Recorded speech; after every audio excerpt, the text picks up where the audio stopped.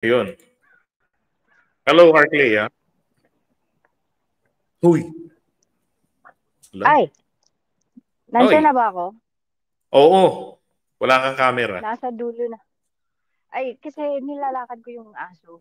Kaya lang, gusto ko talagang mag-comment kasi narinig ko Sige, sige. yung last portion. Ay, yung nagsabi na, ba't naman ganun about impeachment?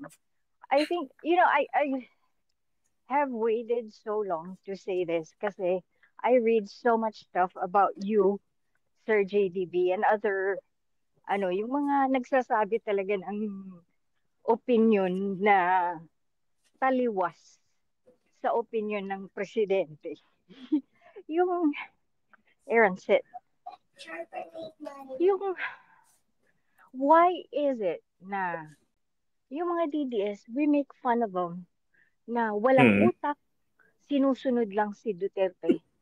Pero when you have pro-government vloggers that dare to voice an opinion other than that that dare to say anything that is different from the president's, talagang ay bumabaliktad na si JDB. Talagang nakakainis si JDB. Bayaran si JDB ni Amy. What the heck? What's going on? Hindi ba pwedeng may utak si JDB? It frustrates me na ganun ang isip ng mga loyalista and pro-government supporters na, yung parang akala mo,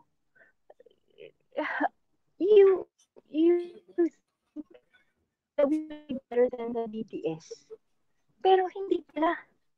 Diba? You get what I'm saying? Talaga, hindi ko maintindihan eh.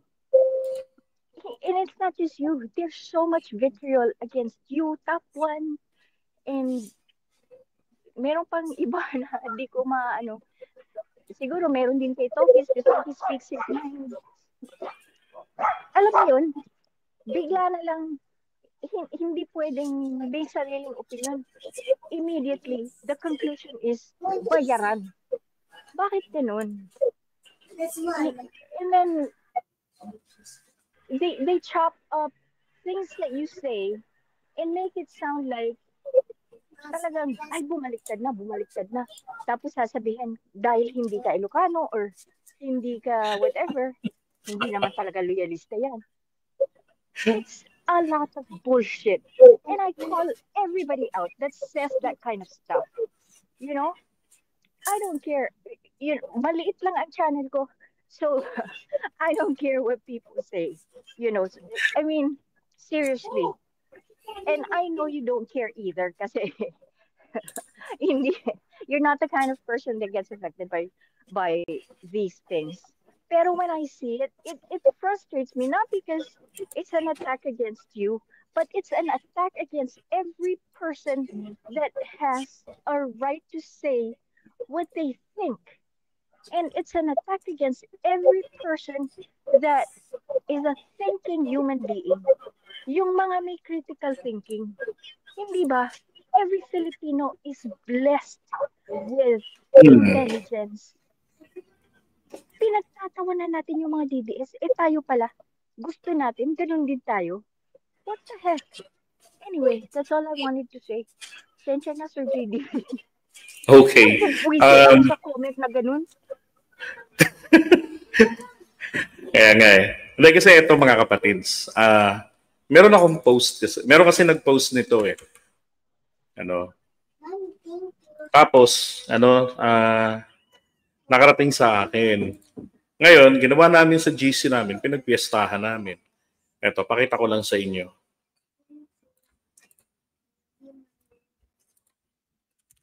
Okay, here we go. Ito po, yung mga gusto na mag-exit ha, feel free. Okay, pero yung mga gusto makipag-chismisan, nga pala ito po yung aking Facebook account, JDB, 3 letra lang. Sabi rito, syempre tinago ko na yung kung sino to. Sabi niya dyan, si JDB keso 3 taon daw na nahimik si PBBM sa corruption. Sabi ko, bakit kay PBBM lang ba may corruption? Si Sara Kako lantaran pag nanakaw, bakit wala nga tayong nagawa. That's perfect. That is precisely the thing that I was saying. Bakit tayo titingin agad? Bakit tayo titingin agad sa kabilang bakod? Di ba? Bakit ganon? Tignan muna natin yung sarili natin. Ano ang naging aksyon ni PBBM in the past 3 years dyan sa issue ng corruption? 2020, binanggit na ni Duterte ang corruption ng DPWH. Pag upo niya sa pwesto, baha. Diba? Sumunod na taon, tumindi baha. Affected yung mga crops, yung mga magsasaka natin, lalo na rin sa parte ng norte, sa Central Luzon. Diba? So paniwala pa rin si PBBM sa mga taga-DPWH niyang pinagkakatiwalaan niya. In-augment yung budget, lumaki yung pondo, pinagbigyan niya pa rin. Ano nangyari? Sumunod na taon, hindi ramdam ang epekto ng 5,500 flood control projects niyang ipinagmalaki. Hindi po manhid ang Pangulo natin, nakaramdam din po yan ng pagkapahiya. Pero bilang isang leader na may paninindigan, sinubukan niya pa rin ipaliwanag sa taong bayan na totoo yung pondong ginastos namin. Napunta ito sa flood control. Kaya lang kasi, di ba may mga balita noon na extraordinary yung volume of waters na bumuhos yung ulan. Kumpara sa mga regular lang, kaya ang sabi ng Pangulo na overwhelmed sila. Nung bago po siya mag-SONA, syempre hindi po tanga ang Pangulo natin, iniikot niya yan. Nakikita niya yon. And prior to that, or after nung kanyang 2025 SONA, nang matapos na yung mga baha, kitang-kita sa ere. Di ba may pinuntahan din si Robin Padilla, maalala nyo? Doon sa aming lugar sa norte. Yung flood control, yung mga flood control, yung mga struktura, lahat, ang dami puro dumadaos-dos lang, nagkasira-sira, na dapat sana, yung mga yan ay superstructures. Hindi po tanga ang Pangulo natin. So ano nangyari? Siya na uminspeksyon. 1 taon po niya yung trinabaho. Ang hindi lang napaghandaan ng Pangulo natin, bago siya nagalit nun sa SONA niya nitong huli, ay yung ICI, wala pa siyang ganong nabuo. Lalo sanang perfect kung meron na siyang ICI na secretly functioning, na nag-i-investigate. Diba? Para hindi na nabulabog ng mga taong sinabihan niyang mahiya naman kayo. Ngayon, diba? Para sa titignan natin yung ibang bakod, may corruption si Sara. Oo, meron. Sabi ko nga po sa inyo, diba?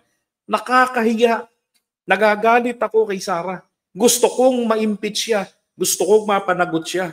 125 million, tapos 600 million, wala pang 1 billion mula sa DepEd na 600 at 125 ng OVP.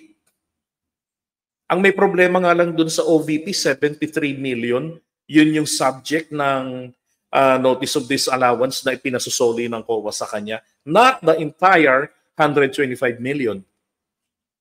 Gusto ko nang ma-impeach si Sara. Tapos etong matinding corruption ng DPWH, hindi ako iimik. Diba? Ngayon, screen, pangingay. Ngayon, sabi dito, si Sara Kako, lantarang pagnanakaw, bakit wala nga tayong nagawa? Aminado, di ba? Nanilip ka pa ng ibang bakod, aminado ka rin, wala tayong nagawa. Kasi nga sabi ko, dapat tayo ang unang nagrarally. Kayo yung unang nagwawala sa lansangan. Hindi nyo iaasa sa mga aktivistang grupo. Kayo ang magsasabi, Mr. President, may nangyayaring korupsyon, delikado tayo rito. Inaapi na kami para tayong susumbong sa tatay natin. Pambihira, gusto nyo perfecto imahe, walang nagrarally. Tapos bubula yung bibig nyo, mga ganun kayo, nakalubugi sa baha. Blablabla. Sigaw pa rin kayo, BBM. Diba? Hindi alam ng Pangulo yung sitwasyon nyo. O ng mga kaibigan nyo, kamag-anak nyo.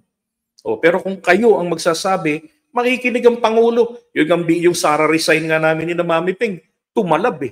A month later, ano nangyari? Nag-resign na si Sara. 'Di ba? Tinaningan ni PBBM ng ilang buwan lang 'yun, tinaningan 'yun na mag-focus kayo sa numero nyo, sa trabaho ninyo. Sabi niya, mag-focus kayo ang DepEd sa trabaho nyo. Produce numbers, sabi ni PBBM. Pagkatapos noon, parang August lang yata, nag-resign na, o July. Di ba? Ngayon, sabi niya rito, and now, sasabihin mo, nananahimik si PBBM ng 3 taon at tayo, dahil ayaw natin masira siya. Sabi ko, bakit kung alam ba ni PBBM from the start ang nananakawan na ang nakawan na yan? Do you think hahayaan niya lang talaga? Alam nyo, itong pagkakasabing ito, nagpapanting na yung aking tenga kung ito sinabi sa akin ng rektahan. Bakit? Ito po kasi ay katumbas ng pagsasabing mahina po talaga pala si PBBM. Di ba? Imagine, mayroon siyang confidential fund. Imagine, nasa kanya ang kapangyarihan. Di ba? Nandyan yung mga tao niya sa DSWD. Nandyan yung kanyang SOCMED team. Nandyan ang PCO. Nandyan ang mga government stations. Di ba?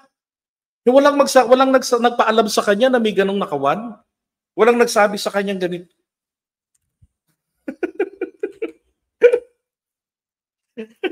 Parang yun ang sinabi. Weak talaga ang ating Pangulo. Yun ang sinasabi ko. Sa sobrang katatanggol, lalong magkakaleche-leche ang ating Pangulo dahil sa inyo. Di ba? Dito lang eh. Pag ito nakuha ng mga DDS, sabihin ng mga DDS, ito, aminado sila. Mahina presidente nila. 3 taon, di niya alam yung manakawan na yun. Sinabi na ni Tatay Digong noong 2020. Di ba? Ay, nako. Sabi pa niya, aktivista lang talaga ang utak nagpapanggap na loyalist like Banat Boy.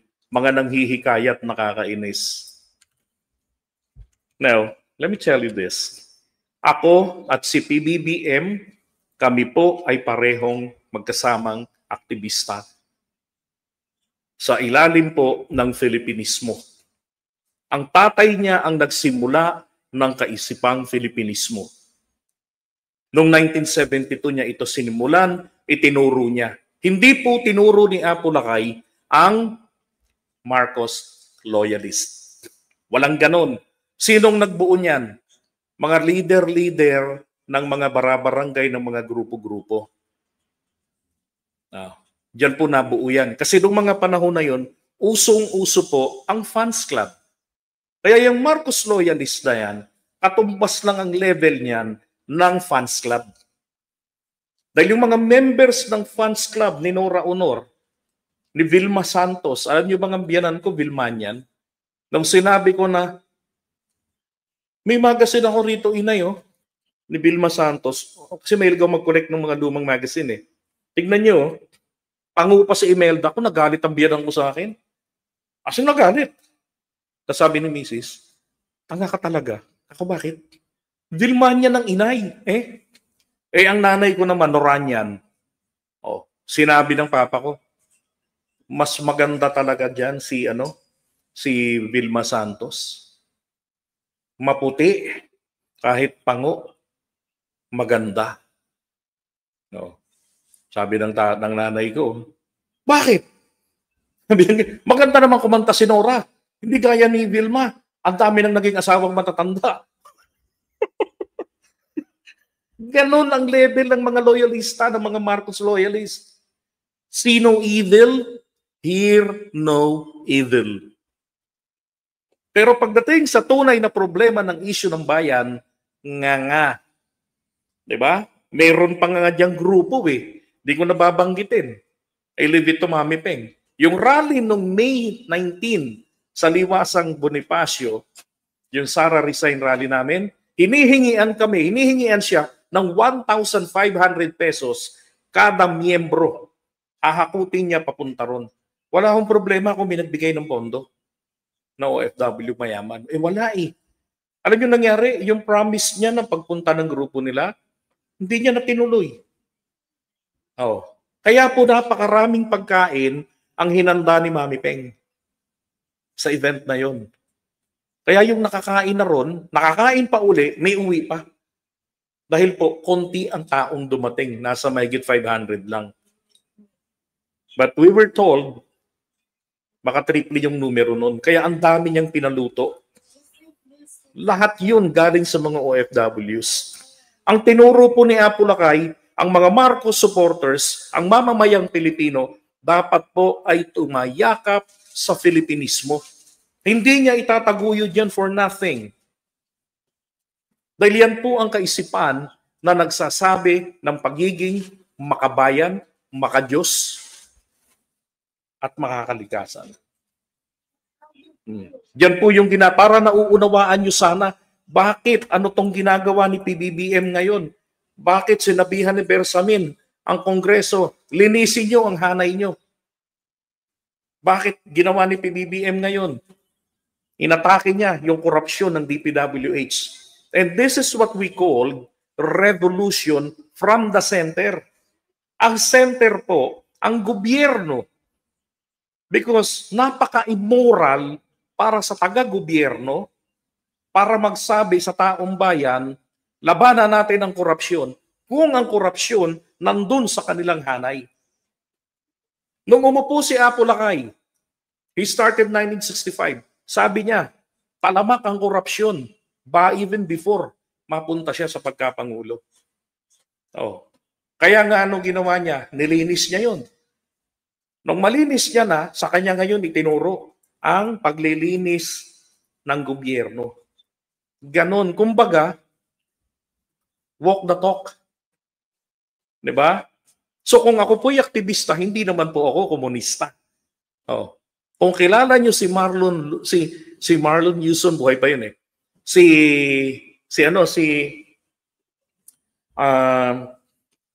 Sa PMAP, no, sino nakakaalala nun sa PMAP, na naging mentor ko dyan.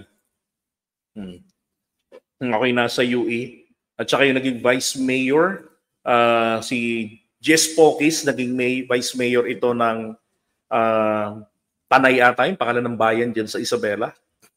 O yan mga kasama ko. Diba? Kami po ang mahigpit na kalaban ng mga komunistang estudyante sa University of the East Manila. Yun. Kaya nga nakakadismaya, bakit itong si Aimee dapat tinataguyod yan, hindi nila sinusuportahan ang paglaganap ng Filipinismo. DDS pa ang sinusuportahan niya. Dapat lahat ng supporter ng Pangulong Marcos Sr., dapat lahat niyayakap yan. Dahil hindi po yan pagyakap sa kanyang pamilya. And that is the very core bakit kaya kong pitikin si PBBM. Dahil hindi po tinuro ni Apo Lakay, konsentihin nyo, pamilya ko. Di ba? Ang tinuro niya sa amin, bayan muna. Ang Diyos ang una, sunod ang kapakanan ng iyong bayan. Diba? Okay. Kaya sabi ko, I don't care, hindi ako tinatabla ng mga bashing. So ito yung binabanggit ni nasasaktan si Carclea sa ganito.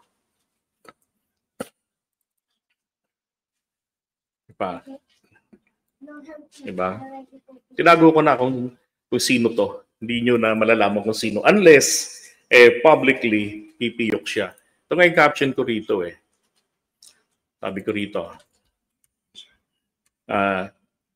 Si JDB ay isang Filipinista. Ang nasyonalismo niya nakaugat sa Filipino ideology na itinatag ni PFEM. Ito ay dapat niyayakap ng mga nagsasabing loyalista dahil ito ang itinuro ni Apo Lakay. Aktivista ako at si PBBM. I met PBBM the very first time. Alam niyo naman ako mahilig magpa-picture sa kahit kaninong politiko eh. I met him way back 1998 sa eskwelahan na yung aming grupo, yung yung Political Science Society, inimbitahan po namin si BBM. Ang focus ng lecture niya doon sa symposium ay Filipinismo.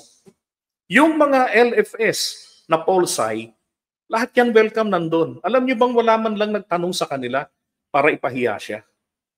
Lahat sila doon, tama naman, maganda naman. Okay yung paliwanag. Ganon yung kanilang mga reaction.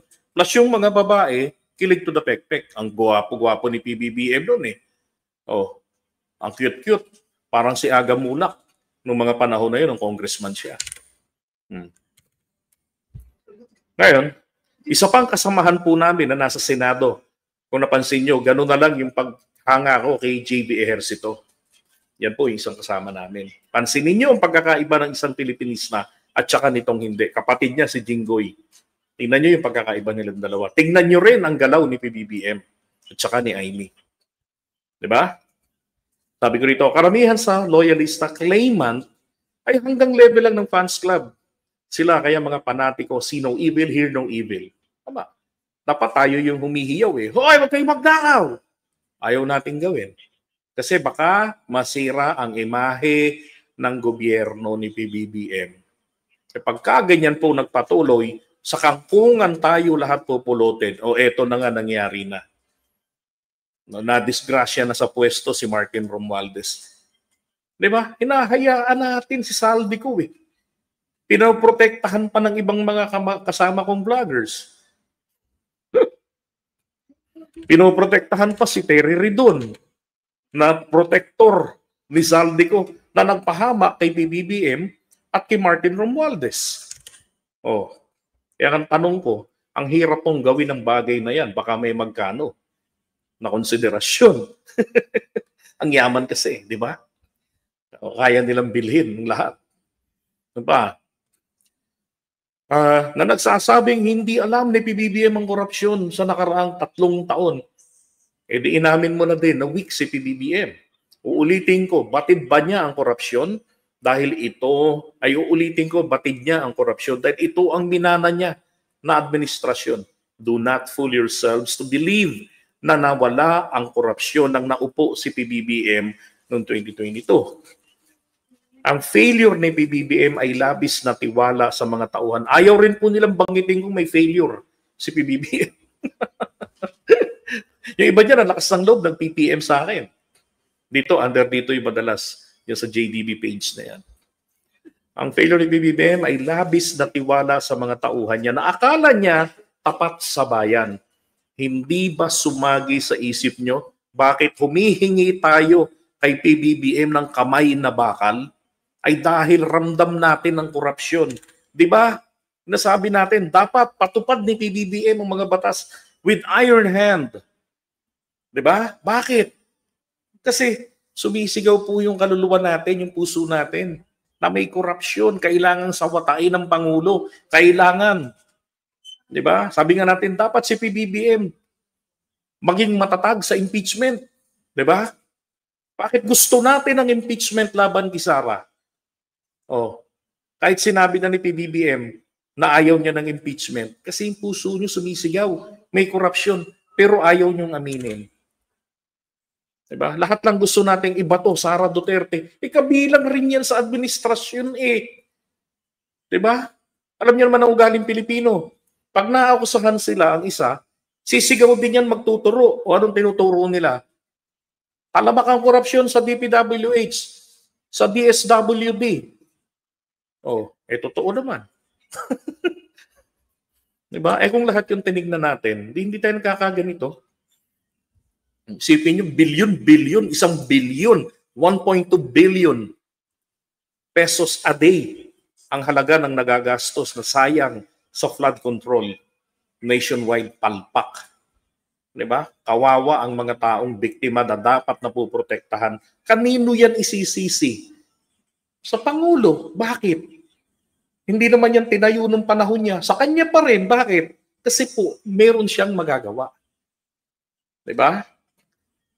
Hindi tuloy maramdaman ng Pangulong suporta ng mga tao, ng mga supporters niya.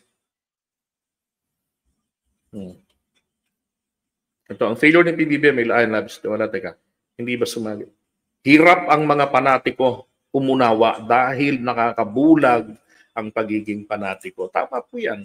Sabi ko nga ang epekto po ng pagiging panatiko ay nagiging paralitiko ang isipan, paralyzed mind.